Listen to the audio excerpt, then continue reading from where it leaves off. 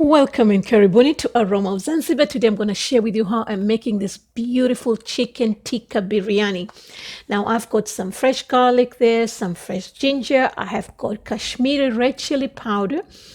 I also have some salt and I'll be using a lemon. You could use lime if you wish. And I've got 2 pounds of chicken, which is in 2 leg quarters and 1 large piece of chicken breast. Now you can use either one, or you can also use a full chicken that can be cut into small pieces. So I'm going to start by making my fresh ginger and garlic paste, and I've added 1 tablespoon of salt. And I've got my chicken ready here that's cut into small pieces, and I'm using 1 tablespoon of fresh ginger and garlic paste and half a teaspoon of Kashmiri Red chili powder, and I squeezed in about a tablespoon of lemon juice. We're just going to mix this well. Now this is our first marinade, so we're going to keep this for about 15 to 20 minutes. After that, I'm going to go ahead and start my second marinade. I'm using plain yogurt over there. That's about 1 cup. And 1 tablespoon of fresh ginger and garlic paste. And we're going to add some coriander seed powder and garam masala, turmeric powder, and Kashmiri Red chili powder, and about 1.5 tablespoons of mustard oil. But if you don't have that, you can use any oil, it's fine. Just going to mix this well, and we're going to pour it into the chicken. Now, if you don't have the Kashmiri Red chili powder, it's okay. You can use any type of red chili powder. If you don't want the heat, you can just use the paprika. If you want to add some more color, you can add some red food coloring. It's all fine. I like the Kashmiri Red chili powder because it's got that heat and it's got the beautiful orange color that you can see. And if you have chicken tikka masala, please go ahead and use that, and you can omit the coriander powder because I don't have the chicken tikka masala, so I have made my own by making it like this. Then you're just going to cover it and keep it in the fridge for at least 3 hours. So you want all those spices to marinate and the chicken to be really, really tender. So now for the rice, I'm using Basmati rice today for this recipe, and I have about 3 cups of Basmati rice. And I'll be using some whole spices for this. So I've got some cumin seeds, and I have some bay leaves. I'll be using some cloves, cinnamon stick, peppercorn, star anise, and cardamom. All right. And I'll also be using some saffron, which is optional. And I'm going to soak it in rose water, which is about 1.5 tablespoons. I love saffron in biryani. It really, it's nice. Okay. So now while my chicken is marinating, I'm doing all these little things, getting ready for my garnishing. This onions is for garnishing. If you don't want it, it's fine. So we're just going to fry this for a couple of minutes until you get them nice and golden and crispy, not like mine. I had a lot going on, the weekend with kids. It's next to impossible. So anyway, so now I'm getting ready to wash and clean my rice. I like to clean it, wash the rice and rinse it at least twice to remove any dirt and that extra starch that we don't want when we have biryani. When you have biryani, you want your rice grains to be really well separated and long. So that's why we like to wash it twice. And then you soak it for about 30 to 45 minutes.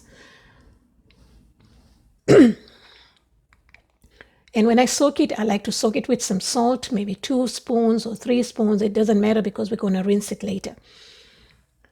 Okay, for the rest of my ingredients, I've got some onion, a green chili, some tomatoes, turmeric powder, coriander powder. I have my Kashmiri Red chili powder, garam masala. I have some fresh ginger and garlic paste, and about 3 tablespoons of oil and about 2 tablespoons of yogurt. So now I'm going to start with the chicken, and you can grill the chicken if you want. You can grill it, broil it in the oven. You can saute it, however you like. So I've got my heat on high, and I'm just putting my chicken pieces over there. Sorry, my light in the kitchen is not so great, at the stove area. So it always looks like it's night. And then I cover it. I reduce the heat and I cover it and I cook it for about 7 minutes. Then after that, I put the heat again and then flip it over. And then again, cook it on high for 2 minutes and then medium high, cover it and cook it for about 7 minutes. 5 to 7 minutes, sorry. So this is what I have. Okay, the chicken is already tender. It doesn't really need to be overcooked because, you don't want it to be dry. You want all the juices to be there. So I just turned off the heat and I just left it in the same pan. But if you want, you can remove it from the pan and put it somewhere else.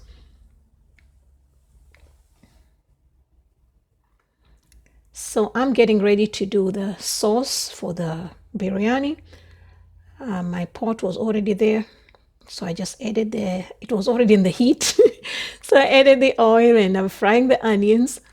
And you want them nice and golden brown, but don't burn yours like mine. Like I say, it's next to impossible for me to make a video on weekends, but the biryanis are the kind of food that you want to eat it for weekends. So after that, I just add all my dry spices, all the powders, saute it for about 2 minutes, and then add the fresh ginger and garlic paste.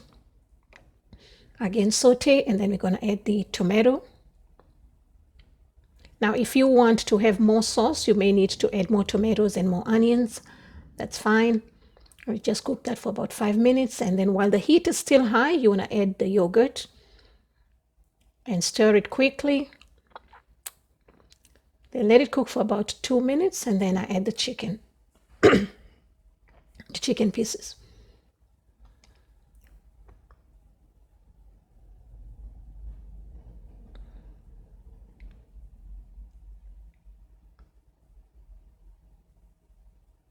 And then I just cover it and cook it on low for about 3 to 4 minutes. Now I'm ready to smoke. I'm using this Middle Eastern coal. It's an instant coal, charcoal, and it's packed like a candy. If you're in the US, you can get it from the Indian store. They come in black, and some of them fancy like this, they come in gold color, but they're same price, I suppose. So I'm ready to smoke, and the smoking part takes this dish to the next level. Believe me, it takes it to the next level. Then I just added the oil, the oil that I use for frying the onions. That's what I added over there. Now my water is almost ready. I'm going to rinse the salt, wash away the salt that I had it when I soaked the rice. That's why I said you can put as much salt as you want because we're going to rinse it. And I'm ready to, once my water comes to a boil, which is now, just add to the water. And don't forget to add the salt to taste, because the biryani that doesn't have enough salt really loses the complete taste of biryani. I'm sorry, I don't know what happened to the first clip of where I put the spices in the water. So once my rice came to a boil, I cooked it for about 12 to 14 minutes. You want to cook it for about 12 to 14 minutes till you get to this level. You don't want to overcook it.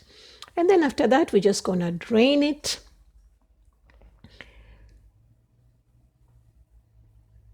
And I'm using the same pot that I cooked the rice, so I just drizzle about a tablespoon of oil. And then I'm going to put half of the rice. You can do it 3 layers, but I just do 2 layers. Okay, so you're just going to put half of the rice down there. And some few onions. I had to remove the onions because half of them are burnt. And then my saffron mixture with rose water. Then we're going to add the chicken pieces.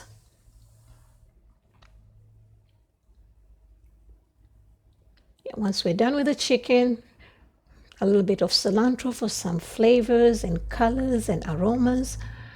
And then the rest of the rice.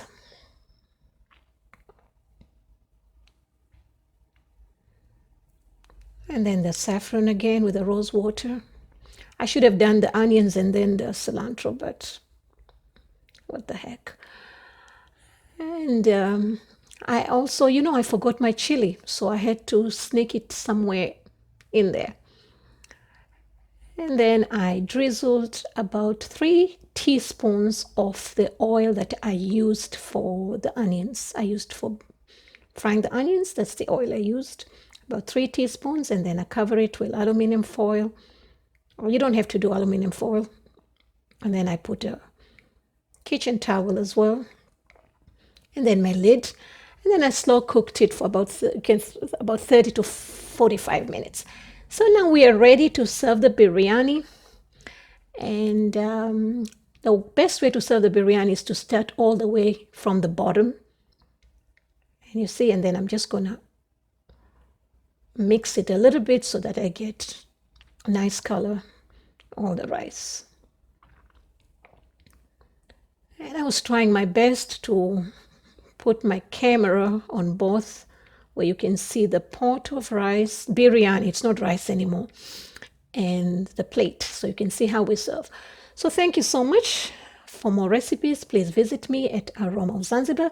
You'll find all the ingredients and the measurements in the description box below. And if you like this recipe, please give me a thumbs up. And if you don't like, I don't mind you giving me a thumbs down, no problem.